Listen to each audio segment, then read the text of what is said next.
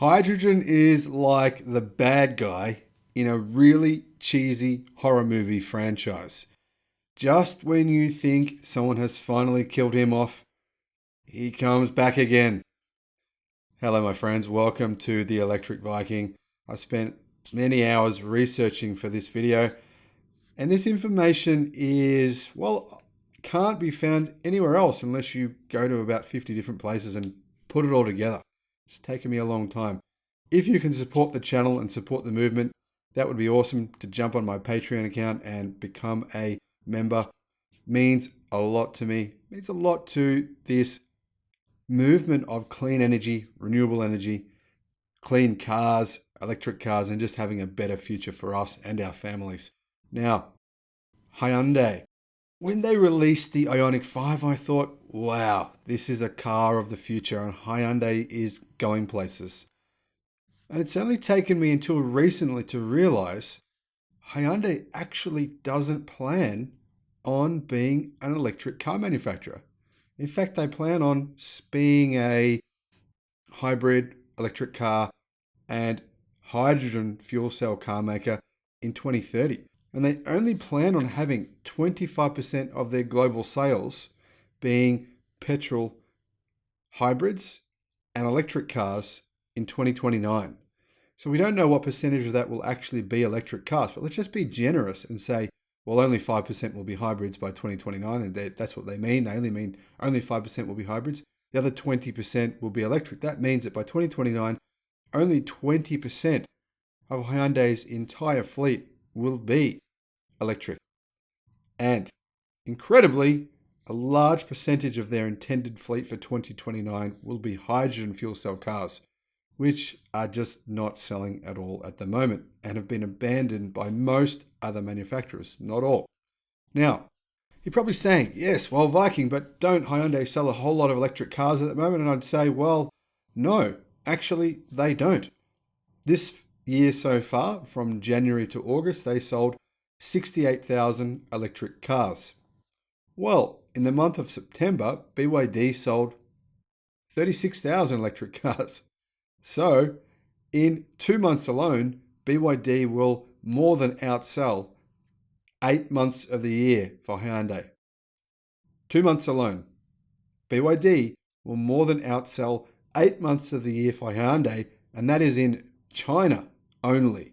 Now remember, this is in China only for BYD. I'm not reporting all the sales BYD are going to have next year when they're selling all their new vehicles that have just been released on the market within the last few weeks and over the next few months globally, not just in China. There's an onslaught coming, and Hyundai will be disrupted. There is no doubt about it, because they do not plan for an electric future.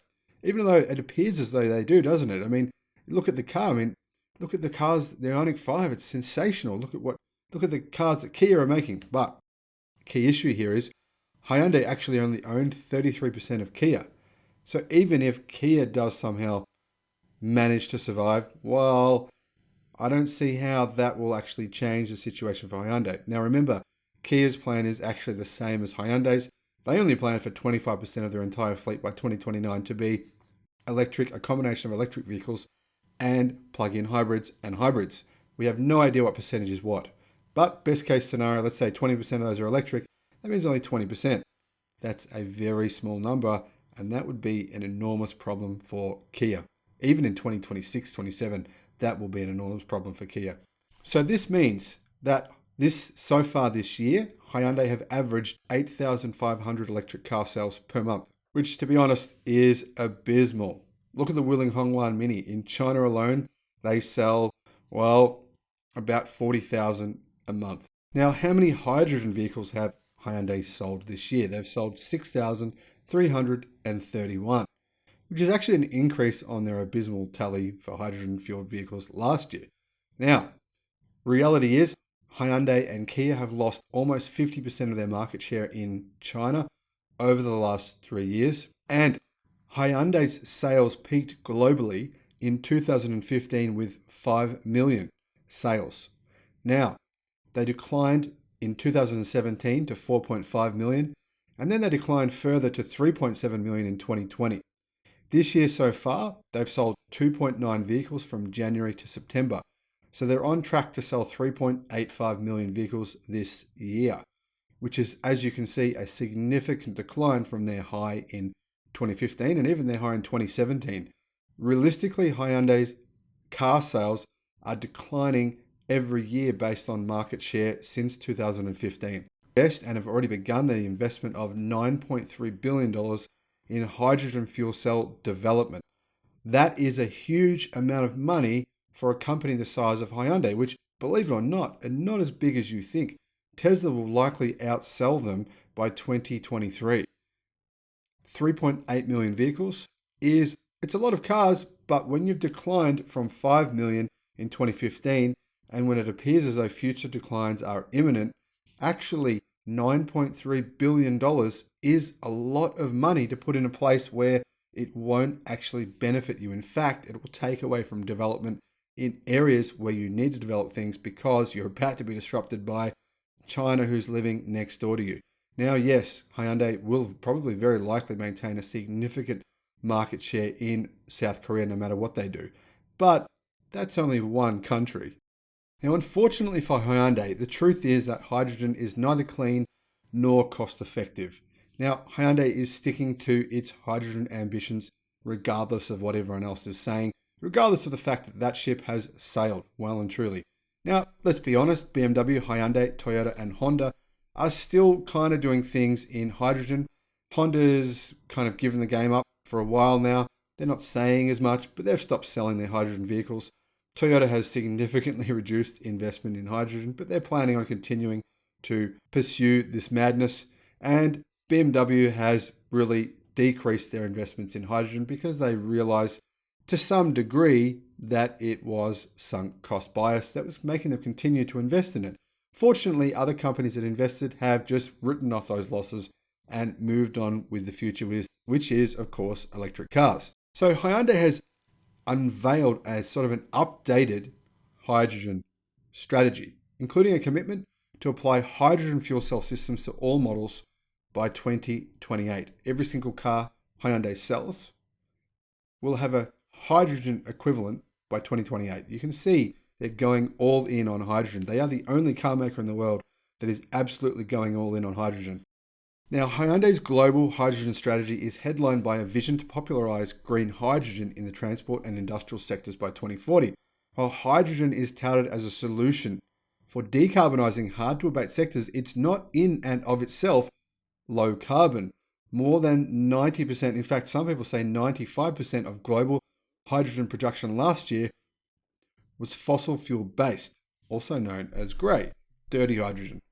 Now, Hyundai's strategy features plans for a hydrogen version of all commercial Hyundai models in 2028, like we said, and Hyundai bizarrely claims that hydrogen models will reach price parity with battery-powered EVs by 2030, aiming to build 700,000 fuel cell systems per year by 2030. So you can see they're actually aiming to build more hydrogen cars in 2030 than they are electric ones. They clearly believe hydrogen is the future and not batteries. And this is coming directly from Hyundai's media release. I'm not actually making this up. This is fact. And it just came out a week ago.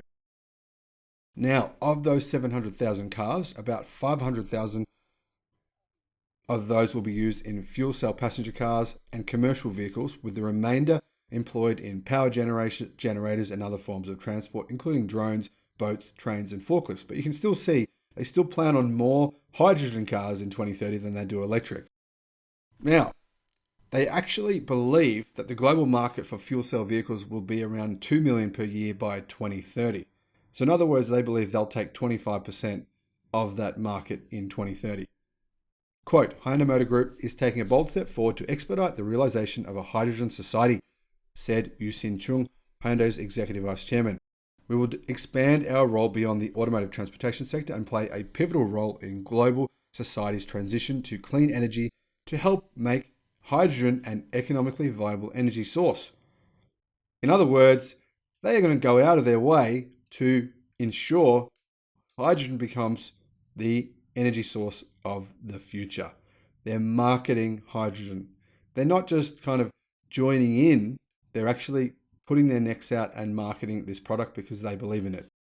So it started now. By 2022, Hyundai Mobis's second fuel cell factory in South Korea, located in Chengdu, is expected to increase the company's annual fuel cell system output from 3,000 to 40,000 units per year. Now, you might be a little bit baffled because where can you get a hydrogen car? In most countries, you can't get one. Only a handful of hydrogen fuel cell cars are actually available, with models like the Toyota Mirai, Hyundai Nexo, and the Honda Clarity, which is no longer on sale, available in only a few markets, such as Japan, California, South Korea, and parts of Asia. Why? Well, there's almost no hydrogen fueling stations globally. Well, there's very, very few of them. The funny thing is, there's actually 11 of them, or there was in California, but hydrogen fuel cell vehicle sales have fallen off a cliff in California, and they're not set to return anytime soon. So what does it cost to buy one? Well, here in Australia, you can actually lease one for $100,000 for 3 years. Yeah, they're extremely expensive, and Hyundai's hydrogen fuel cell vehicles cost a lot more than those from Toyota. Sure, maybe they're better, maybe they're bigger, whatever, but they're still about 30% more. Now, the Hyundai Nexo costs around about $140,000 to buy outright.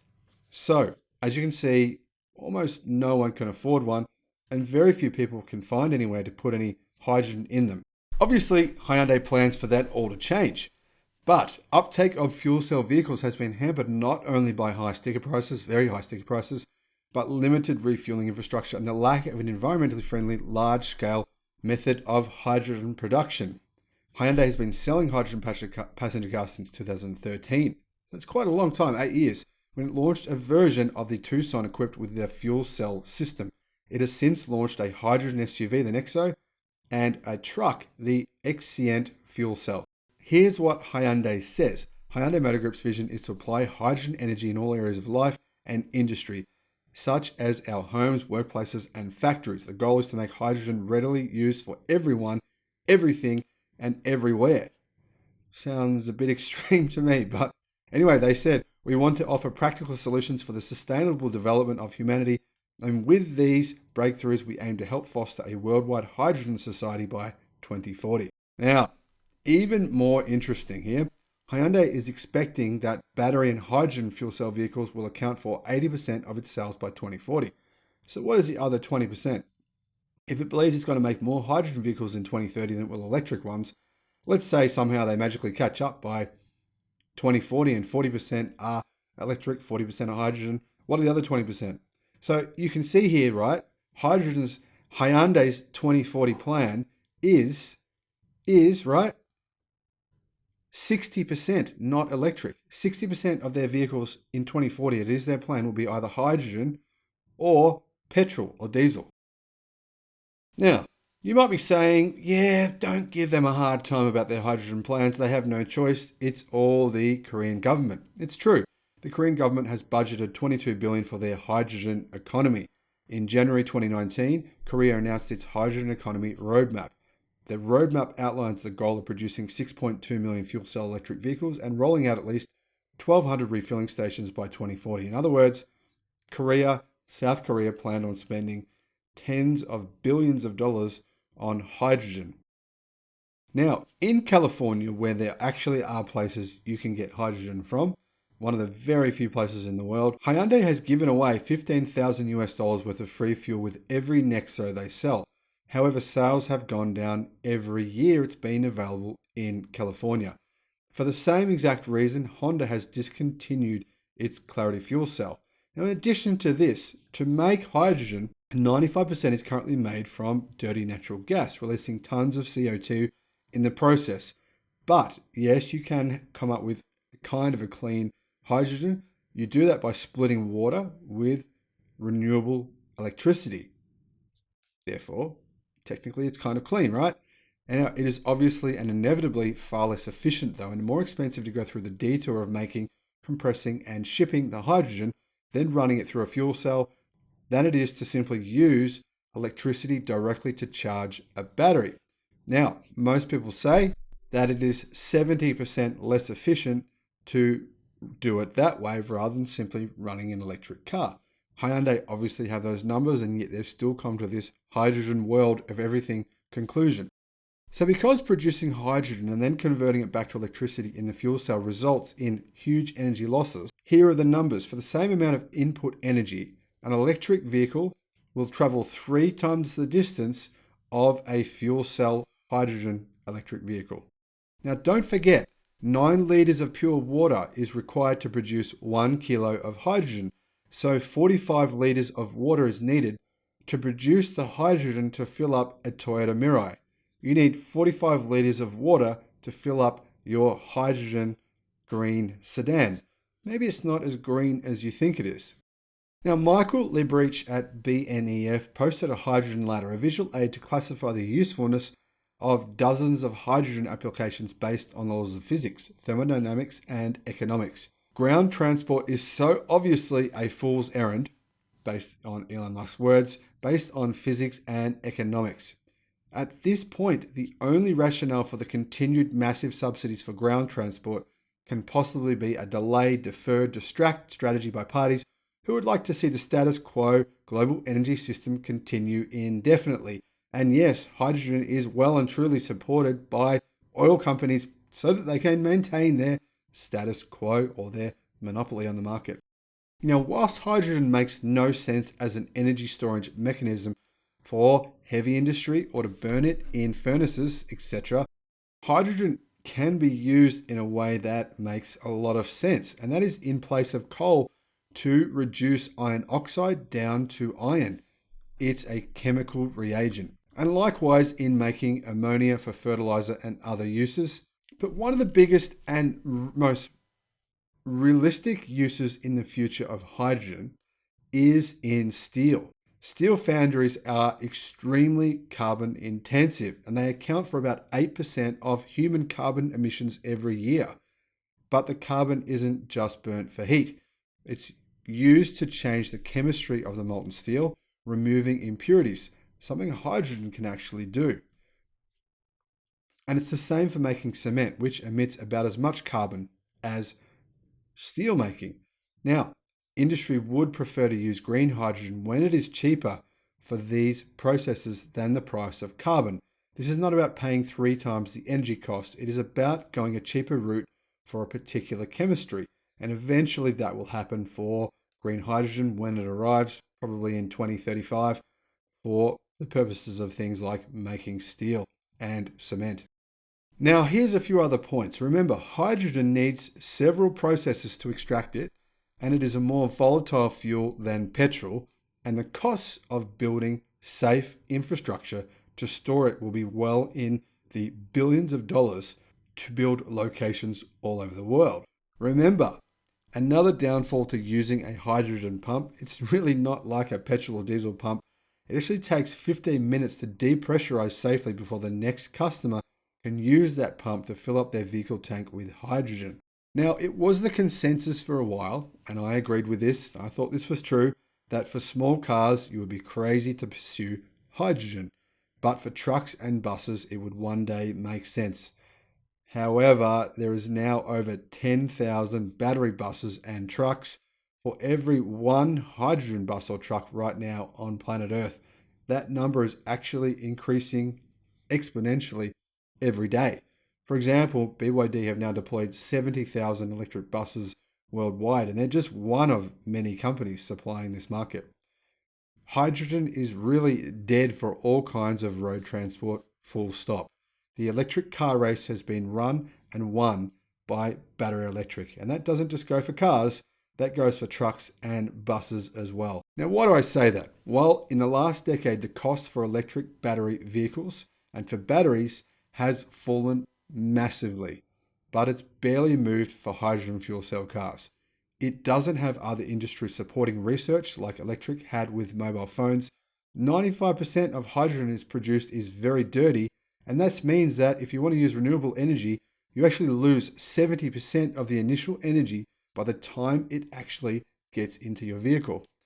In addition to that, unlike an electric car, you can't recharge at home, and there are only a couple of places for you to recharge, like petrol stations. As you can see by the massive proliferation of cheap electric cars in China specifically, electric cars are very simple to build and efficient to package. and pricing continues to come down every single year. You just need the motor, the batteries, and the inverter, more or less. But for hydrogen fuel cell vehicles, you need all of that, plus you need the hydrogen fuel cell and a large pressurized tank. So hydrogen fuel cell vehicles are way more expensive to buy, way more expensive to run and service than either a petrol or electric vehicle. And yes, they've been developed for decades now, and that has still not changed. Now, with battery technology getting better and cheaper so fast, and hydrogen fuel cells not getting cheaper, investing in hydrogen fuel cells for road transport is just idiotic on one of the greatest scales ever seen in human history. Without a multi-billion-dollar bailout and tens of billions of dollars wasted, Hyundai faces certain bankruptcy by 2035. The economics are obvious. Thanks for watching the video. Looking forward to seeing you on the next one. Bye-bye.